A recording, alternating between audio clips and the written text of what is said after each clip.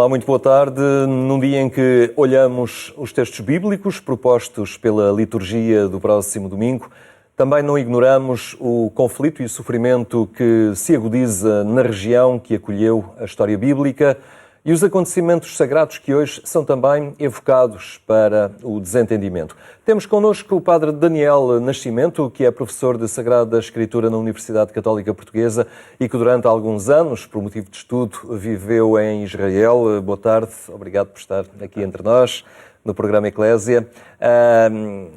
Habitou aquele território, viveu em Jerusalém, em alguns daqueles locais, ali estudou e continua ainda ligado, porque conclui, está numa fase ainda de conclusão também do doutoramento. O que é que retém, olhando estes acontecimentos que voltam a ser recorrentes, infelizmente, é uma história que se arrasta, mas é um clima de tensão que se experimenta a quem ali vive habitualmente, naquela cidade? Boa tarde a todos. Sim, como o Henrique disse, eu tive a graça de estudar lá durante 4 anos, enfim, mais ou menos de seguida, vindo a casa nas férias, e ainda lá vou com alguma regularidade todos os anos, porque ainda não completei o meu doutoramento. E a oportunidade de estar lá, e em Jerusalém em concreto, porque dentro de Israel, dentro da Terra Santa, Jerusalém é muito particular, porque congrega dentro de si diferentes sensibilidades culturais, diferentes religiões, né? Um lugar sagrado para nós cristãos, para os judeus, obviamente, também para o Islão. E a forma como nas diferentes partes da cidade, umas mais muçulmanas, outras mais judias, mais parte do Estado de Israel desde o início, outras só depois de 67, da Guerra dos 6 Dias. E, portanto, vemos uma cidade muito diferente, com gente diferente, atravessando a cidade a pé de uma ponta à outra. Parece que atravessamos continentes, com línguas diversas, com ambientes diversos. E, por um lado, vemos algo de conciliação, algo de uma certa paz, mas também vemos tensão. Vemos tensão pelas condições em que alguns habitam, pelas diferentes pertenças das várias pessoas, porque também isto é importante percebermos até no contexto desta terrível guerra e destes atos terroristas no sul de Israel, porque Israel, o mundo judaico em Israel, e no mundo todo, mas é bastante plural, não é? Há diferentes sensibilidades. O mundo árabe é também muito plural, tem também diferentes... Agora vamos todos conhecendo estes nomes de Hamas, de Fatah, Autoridade Palestiniana, Jihad Islâmica. E, portanto, é uma realidade muito compósita, muito complexa. Também no mundo judaico, basta abrir um jornal israelita para perceber que há muitas críticas ao governo dentro de Israel, muitas tensões políticas, aliás, desde há longos meses. Dentro de Israel, a sociedade civil tem-se vindo a manifestar contra o que acha uma deriva teocrática de Israel. E, portanto, toda esta complexidade vai-se sentindo, né, para quem lá está, pelos controlos dos militares e das polícias que somos obrigados a para quem vai daqui, para quem deixa este ambiente mais, digamos, tranquilo, porque assim vivemos, e ainda bem, e chega a um território com aquelas características, é uma novidade. Como é que se habita, como é que se percorrem aquelas ruas? Há sempre algum receio? Como é que viveu os primeiros tempos em que ali chegou? Sim, apesar de todo este receio que nós aqui no Ocidente vamos tendo, e deste medo, e desta ideia de que por aqueles lugares está tudo mais ou menos em tensão, com uma guerra iminente, com bombas ou explosões, a minha realidade concreta, quando lá cheguei em 2016, e vivi lá de 2016 a 2020 de forma mais permanente, apesar de tudo foi de uma relativa tranquilidade, ou seja, apesar de tudo isto, o dia-a-dia vai correndo. É verdade que há, volta e meia, há episódios de um ataque, havia forças militares, mas que é prontamente resolvido, que há grupos de jovens ou de miúdos que lançam pedras contra a polícia de um lado para o outro do muro, mas isso também é facilmente, enfim, velozmente resolvido. Portanto, é uma realidade um pouco paradoxal, não é? Porque vamos vendo aqui e ali episódios de alguma tensão, mas vivendo ali, vive-se numa certa tranquilidade e numa convivência que vai sendo possível, apesar de todas essas coisas, não é? O que é também bastante curioso e interessante. Que relação há aqui, quando olhamos o Antigo Testamento, por ali vemos também muita conflitualidade, muitas guerras, o desejo de uma terra prometida, de um território para habitar. Até que ponto é o continuar de uma história que já conhecemos de trás?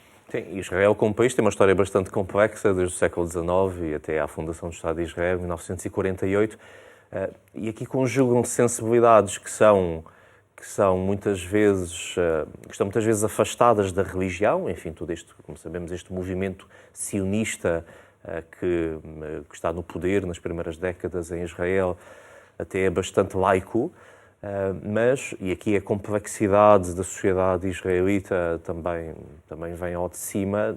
Há aí também muitas sensibilidades mais agarradas à Bíblia e às vezes a um literalismo, a tender para um certo fundamentalismo bíblico que se tornam aqui presentes, não é? Desta ideia de que esta terra é nossa, Deus deu-nos esta terra e, portanto, temos o direito de ir para aqui e de formar aqui colonatos, que é um problema político e religioso e cultural também muito claro ali naqueles lados, não é?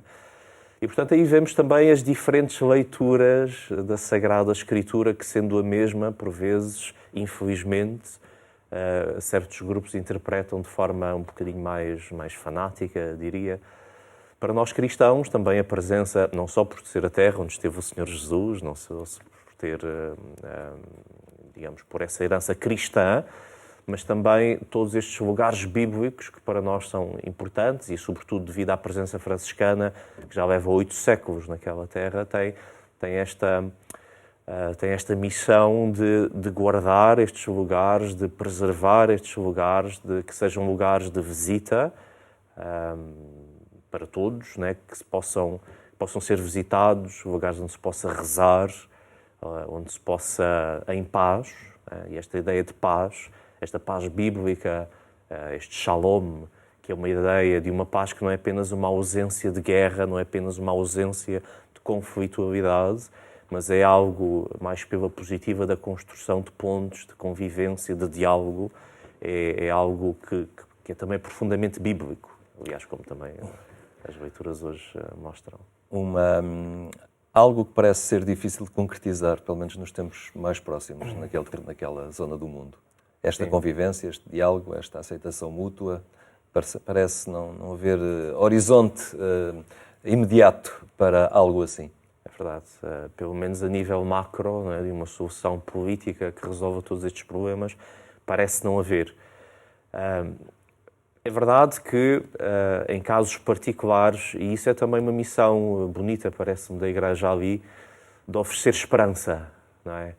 Quer franciscanos, enfim, falo dos franciscanos, porque são ali muito maioritários, a custódia da Terra Santa teve uma missão importante, mas também outras congregações religiosas, masculinas e femininas, o próprio Patriarcado Latino Católico, de oferecer horizontes de esperança de futuro, né? De oferecer àqueles jovens que se sentem, em alguns casos, um bocadinho encurralados, presos, né?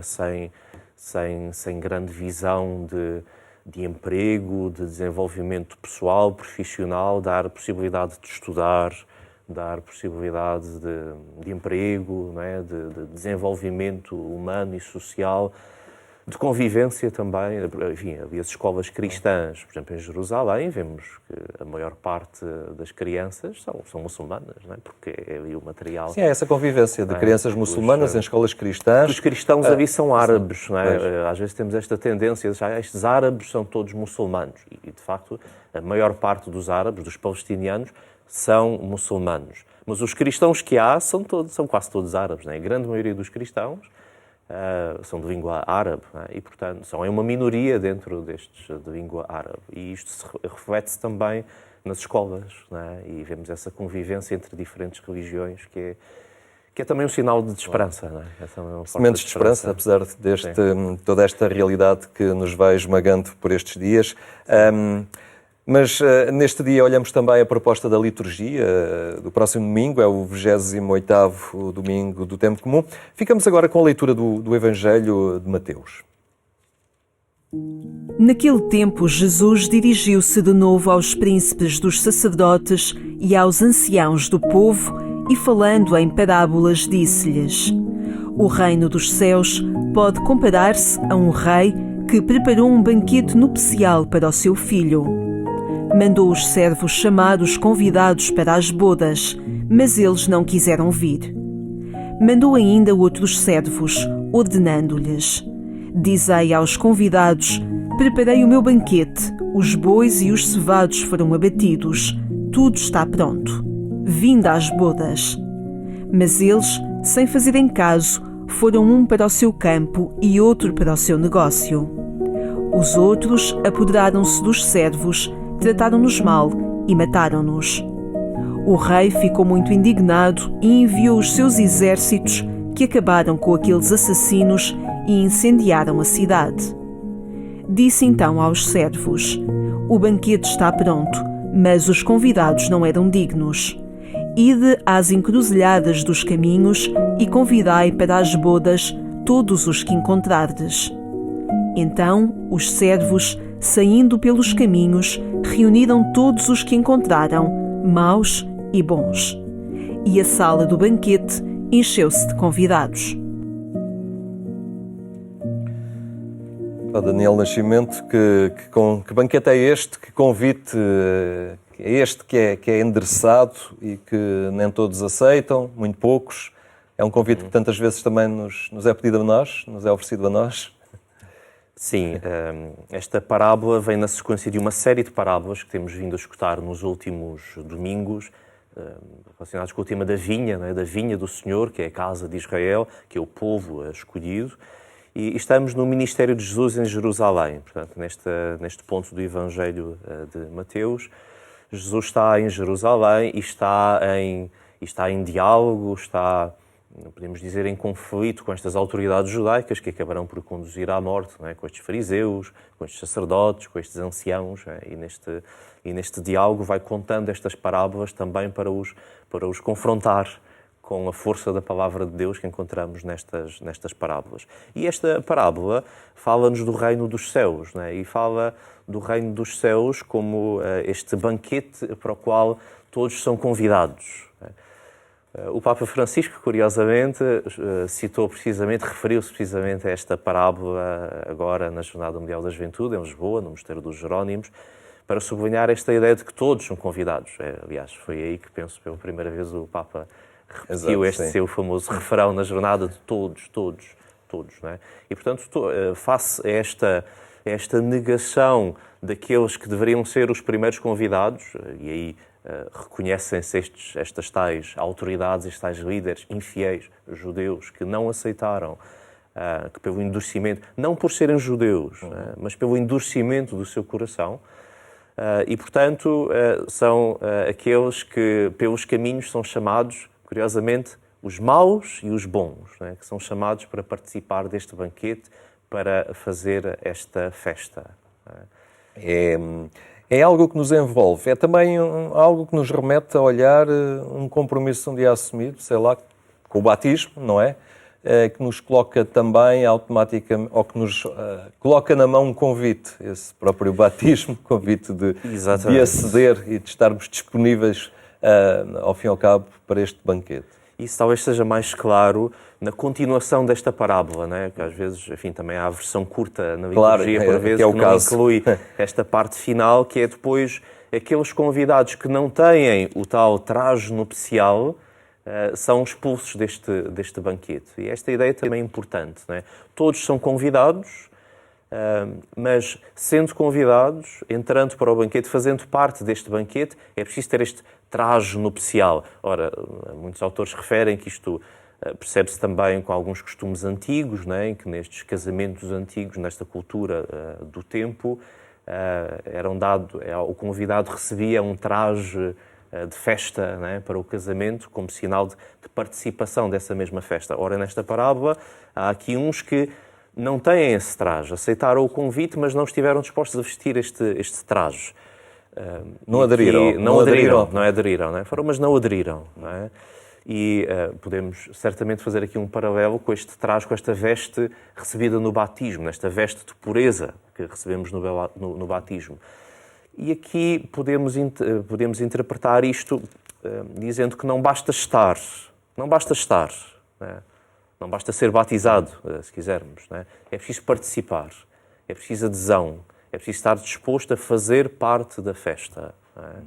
E isso é um desafio também para nós cristãos, não é? Para nós, enfim, batizados, para nós que eventualmente já habitualmente vamos à igreja ou consideramos como cristãos, não temos já créditos acumulados por simplesmente estar, mas estando é preciso participar, é preciso estar disposto a vestir este traje nupcial, a participar desta festa, é preciso, portanto, empenho.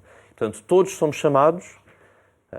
É uma mensagem para todos, maus e bons, porque não somos chamados porque somos bons, mas somos chamados porque, sendo maus, somos chamados a ser bons. E precisamente por isso, entrando na igreja, entrando na festa, somos chamados à conversão, à transformação, à participação. Ao compromisso. Ao compromisso.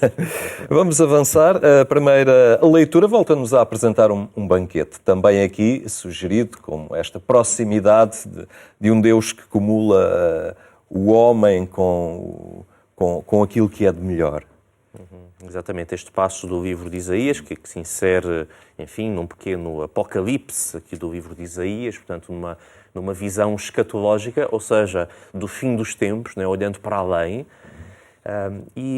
vemos que o Monte Sião é chamado, aliás, nesta mesma tendência universalizante que escutámos no Evangelho, em que todos são chamados para este monte, todos são chamados para este banquete, né? E Sião passa de ser apenas um monte ali em Jerusalém, para designar, na mesma Bíblia, toda a Jerusalém, para depois designar também todo o povo, né? Todo o Israel, e, enfim, em conjunto, lendo em paralelo com o Evangelho, como também toda a humanidade, toda a Igreja e toda a humanidade, que é chamada a participar, a ir a Sião, neste sentido de querer participar deste banquete, onde o Senhor mesmo nos prepara, que Deus põe aí à nossa disposição e onde enxugará todas as lágrimas, eliminará todo o opróbrio, não é? Portanto, esta ideia de que Deus está aí para nos aliviar, para nos reconciliar, assim queiramos nós participar deste banquete. O Deus que não falha e que não falta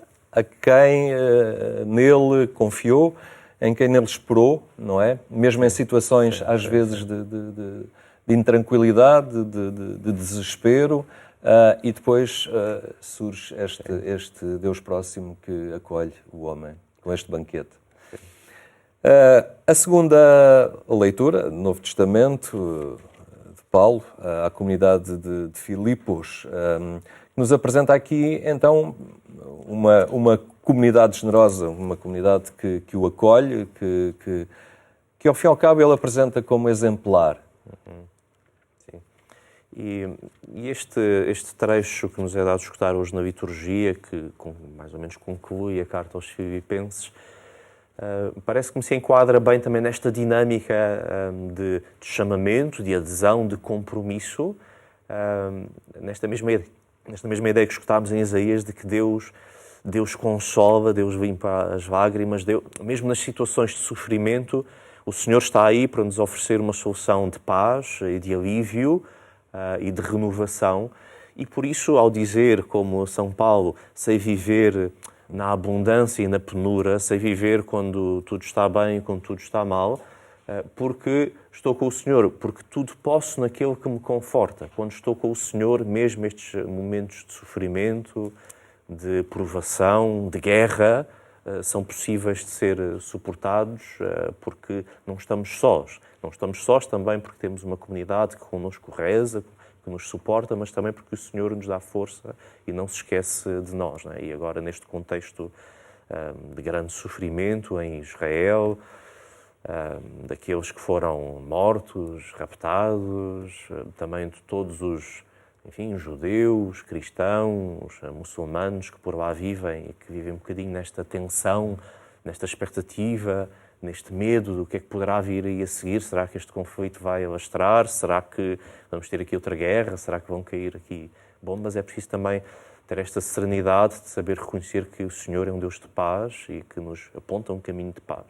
Nessa circunstância, voltando um pouco àquilo que falávamos atrás, apesar de minoritários e de um pequeno grupo, os cristãos poderão ser ali esse pequeno sinal de esperança, talvez um indicador de que a convivência e a aceitação do outro que é diferente pode ser possível e pode ser um caminho de futuro. Sim, essa é uma vocação cristã ali na Terra Santa, não é? Esta importância de estar nos sítios onde o Senhor passou, nos sítios bíblicos também, para acolher, aliás, por exemplo, os franciscanos que, devido a cuidarem de muitos santuários, têm de empregar muita gente, também têm muitas escolas, não é? Também têm muitos funcionários que são muçulmanos, também muitos judeus também vão a vários destes sítios rezar, sobretudo os sítios importantes do Antigo Testamento. E, portanto, a presença cristã serve também para, com este sentido de consolação e de certeza de que Deus está ali connosco e que, portanto, proporciona um horizonte de esperança e de serenidade, enfim, apesar de tudo. E nestas novas gerações, com as quais se cruzou também por ali, vê de alguma forma mais disponibilidade, menos esta carga do passado, talvez mais possibilidade de esperança para o futuro? Se por um lado vemos que muitos destes grupos terroristas ou destes atos de violência incluem gente jovem, e isso é um bocadinho... é terrível ver, às vezes, crianças, jovens, adolescentes envolvidos neste clima de ódio, de violência, e se isso, por um lado, parece tirar-nos um pouco de esperança, também é verdade que esta convivência, que estas pontes que vamos fazendo e tentando fazer, vão levando a que a juventude também... E há exemplos disso, não é? Através da música, através da oração, através de vários eventos, que em Jerusalém em particular, que é um ponto fulcral nesta convivência interreligiosa, intercultural, sim, vamos vendo também a gente nova, novas gerações a integrar processos de paz, de reconciliação, de conhecimento do outro, de querer falar a língua do outro, não é? Num sítio com tantas línguas, não é? Onde se fala hebraico, onde se fala árabe, é importante também querer conhecer a língua do outro, poder falar a língua do outro, não é? Que é uma coisa que nos parece um elemento estruturante também para a construção da paz, para o nascimento. Muito obrigado por este auxílio e esta presença hoje aqui entre nós a olhar esta proposta bíblica do próximo domingo. Muito obrigado. A terminar, eu recordo que amanhã, pouco depois das 6 da manhã, pode acompanhar a edição rádio do programa Eclésia na Antena 1. Nós ficamos por aqui. Boa tarde, bom fim de semana.